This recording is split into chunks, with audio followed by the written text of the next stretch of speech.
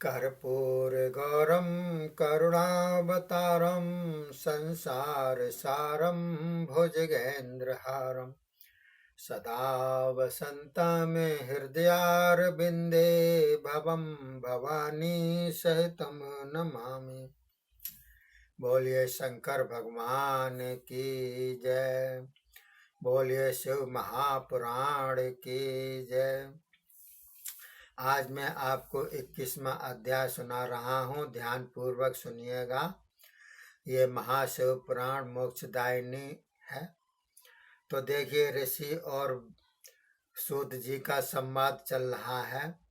तो ऋषि बोले, हे व्यास शिष्य महादेव सूत जी, आपको नमस्कार हो। पार्थिव लिंग की पूजा का विधान आपने सुना दिया। अब आप कामना भेद से पार्थिव लिंग पूजा वर्णन करें।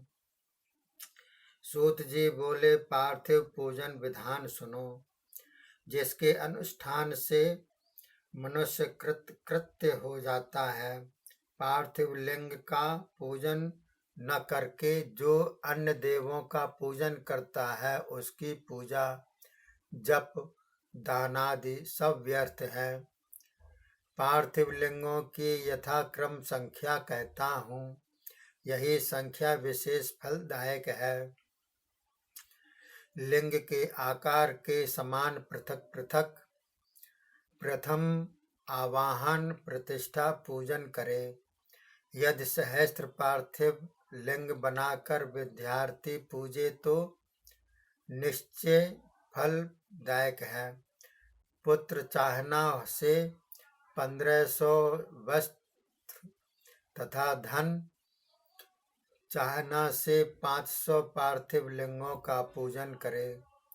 मोक्ष चाहना से करोड़, पृथ्वी चाहना से 1000, दया की इच्छा से 3000,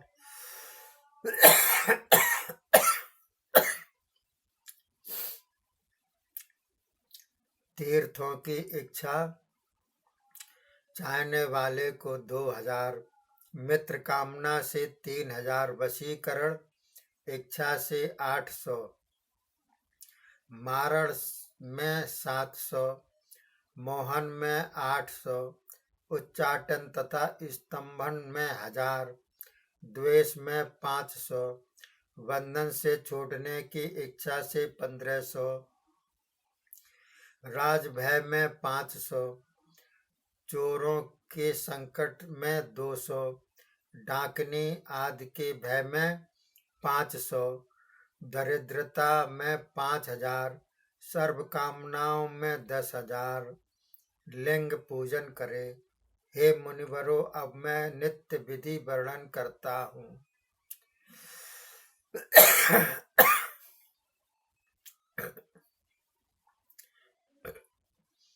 एक लिंग पाप हारक है, 2 लिंग अर्थ साधक, 3 लिंग सर्व कामना पूरक है। पूर्वोक्त गणना तक उत्तरोत्तर को इसी प्रकार समझ लें। अब संख्या में मुनि भेद से मतांतर का वर्णन करता हूँ। 10,000 पार्थिव लिंगों की रचना करने पूजने वाला राजभय से मुक्त होता है।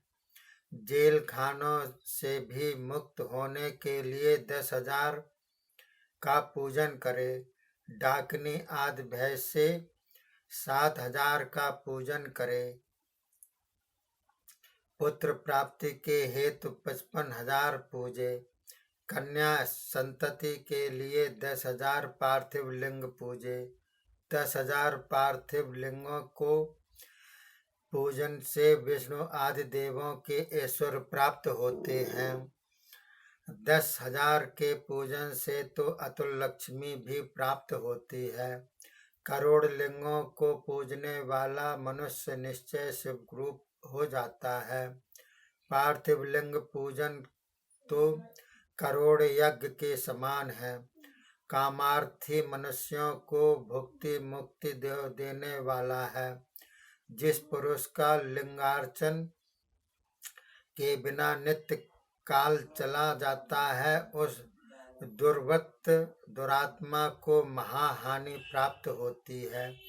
सब दान, विविध व्रत, तीर्थ, नियम, यज्ञ आदि तो एक तरफ और केवल लिंगार्चन एक तरफ सबसे श्रेष्ठ है। कली में लिंगार्चन से बढ़कर दूसरा कोई भी संसार में श्रेष्ठ नहीं। अनेकों विपत्तियों का नाशक, भुक्ति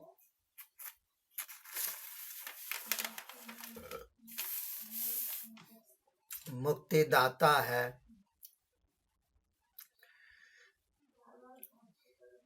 इसी पूजन से ही मनुष्य शिव का सायुज्य पाता है। सब लिंगों के पूजन विधान से हे ऋषिगण सब कामना पूर्ण होती है, इसलिए नित्य ही शिवलिंग की पूजा करें। उत्तम, मध्यम, नीच, इस प्रकार लिंग के 3 भेद हैं। हे मुनिगण, अब इनका फल भी सुनो। वेदी के साथ जो 4 अंगुल ऊंचा हो वह उत्तम लिंग है, ऐसा शास्त्र वेत्ताओं ने कहा है। उसका आधा मध्यम, उससे भी आधा अधम है। यही 3 प्रकार हैं। भक्ति पूर्वक जो नित्य ही श्रद्धा से अनेक लिंग पूजता है वह इष्ट मनोरथों को प्राप्त करता है। चारों वेदों में लिंगाराधन से बढ़कर और कोई पुण्य नहीं। सारे शास्त्रों का भी यही निश्चय है। विद्वान पुरुष अन्य कर्मों के पचड़ों को छोड़कर परम भक्ति से एक लिंग पूजन करे। केवल लिंग पूजन से ही स्थावर जंगम सब पूजे जाते हैं। संसार सागर में डूबते पुरुषों का केवल यही सहारा है। अज्ञान अधिकार से अंध तथा विषयासक्त चित्त वाले मनुष्यों को तारने के लिए जगत भर में केवल यही एक साधन है। विष्णु, ब्रह्मा आदि देवता, मुनि, यक्ष, राक्षस, गंधर्व, चारण, सिद्ध, दैत्य, दानव, नाग, शेषनाग, गरुड़ पक्षी, प्रजापति, मनु, किन्नर, मनुष्य आदि आदि सबने श्रद्धा तथा भक्ति से कामना साधक लिंग की पूजा की। सबके मन के मनोरथ पूर्ण हो गए। ब्राह्मण, क्षत्रिय, वैश्य, शूद्र तथा प्रतिलोमज जाति, इनमें सबको आदर पूर्वक उन मंत्रों द्वारा पूजन कर्तव्य है। हे मुनिगण, बहुत क्या कहूँ, स्त्रियां एवं अन्य जाति भी लिंगार्चन के अधिकारी हैं। केवल इतना है कि वेदोक्त मार्ग से पूजन का अधिकार केवल द्विजन्माओं को है, अन्य जीवों को नहीं।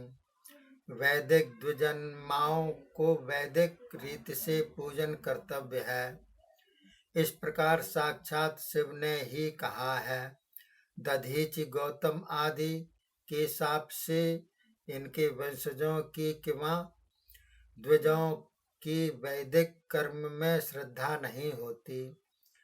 जो श्रोत स्मार्त कर्मों का अनादर कर अन्य कर्म करने लग जाता है, अन्य कर्मों का फल उसे मिलता ही नहीं। ऐसा समझकर शंभु की त्रिजगमयी 8 मूर्तियों की पूजा नैवेदांत विधि पूर्वक करे।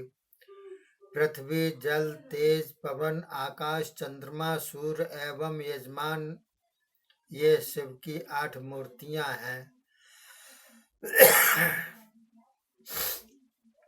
सर्वभव, रुद्र, उग्र, भीम, ईश्वर, महादेव, पशुपति, इन 8 नामों को 8 मूर्तियों द्वारा पूजे। फिर शिव परिवार का भी पूजन करे। ईशानादि क्रम से सब पर चंदन, अक्षत, पत्र चढ़ावे। ईशान, नंदी, चंड, महाकाल, मृंगी, भृंगी, वृष, स्कंद, कपर्दी, सोम शुक्र इन्हें क्रम से पूजे। वीरभद्र की अग्र में, कीर्तिमुख की पृष्ठ में पूजा करके फिर विधिपूर्वक 11 रुद्रों की पूजा करे। फिर पंचाक्षर जप तथा शतरुद्रीय पाठ करके एवं विविध स्तुतियां करके पंचांग का पाठ करे। तब परिक्रमा करके प्रणाम कर विसर्जन करे। यह शिवार्चन का विधान है। हे ऋषियों, जिसे मैंने आदर से सुनाया है। रात्रि के समय शिवकर्म शिवार्चन सदा उत्तराभिमुख होकर करे। शंभु के सम्मुख पूर्व की ओर शक्ति सहित, उत्तर की ओर पीठ के कारण पश्चिम की ओर न बैठे, उत्तराभिमुख बैठे। भस्म, त्रिपुंड, रुद्राक्ष माला एवं बिल्व पत्र के बिना शिवार्चन न करे। यदि भस्म पूजन के समय न मिल रहे हो तो मृतिका ही सही उसी से पूजन करे। मस्तक पर त्रिपुंड लगावे। बोलिए शंकर भगवान की जय। ये मैंने 21वां अध्याय सुनाया आपको। आगे के अध्याय में मैं और आपको सुनाऊंगा। तब तक के लिए जय हिंद, जय भारत।